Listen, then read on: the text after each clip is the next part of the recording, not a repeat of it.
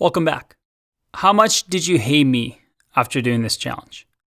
Now, this was specifically supposed to be hard and difficult and frustrating, and most likely you're not going to get right the first time around. This was done on purpose to illustrate a point. What we're actually doing here, well, you won't be asked to do in an interview. But I wanted to show you how to think about things because later on, I'll show you how it's actually a lot simpler than thinking about each individual step in a function to calculate things. There's not much math involved, and this is as mathy as we're going to get in this course. But again, I just want to show you the nitty-gritty details so that you can think about it and have a nice foundation so that moving forward, we can simplify things a lot better. Now, let's look at this function. It's the fun challenge function that takes some sort of an input.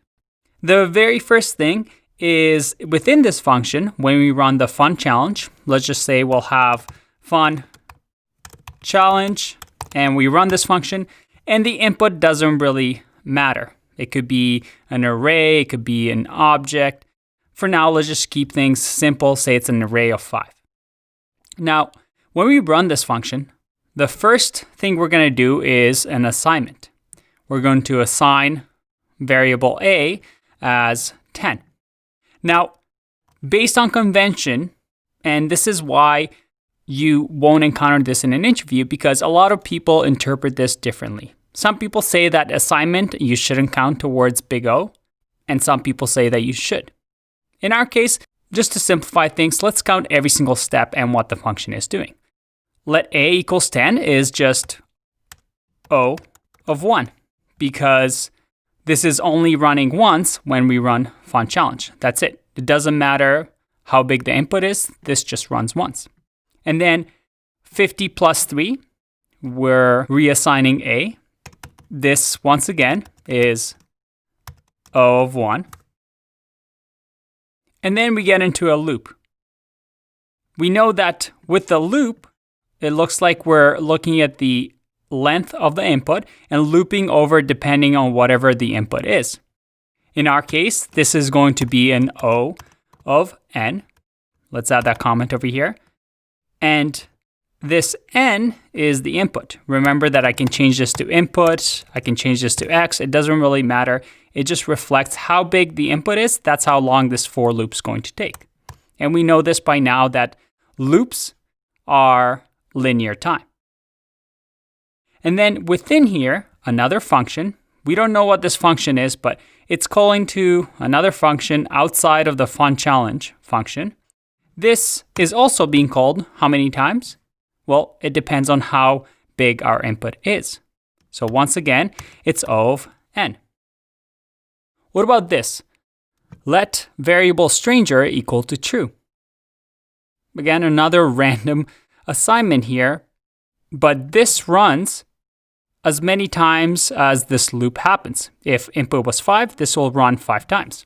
So again, this will be O of n. And then over here we have a++, which in JavaScript simply means a plus 1. So we're just incrementing the whatever the number a is at this time. So 53 will become 54. And then as we loop through it, it'll keep increasing by 1. 54, 55, 56. This, once again, runs O of n times. It depends how many times it runs by the input because, again, we're looping through it. And then finally, another thing that some people don't count, but just to keep it consistent, every single step that we do, return a. This runs just once. Every time fun challenge gets run, the return statement only runs once. All right, so we have all these big O notation. And now we're starting to think about how a function runs and how efficient a function is. If we actually calculate all of these, if we total all these up, we see that we have 1, 2, 3. So we have 3 steps plus O of n, O of n, O of n, O of n. So that means we have n plus n plus n.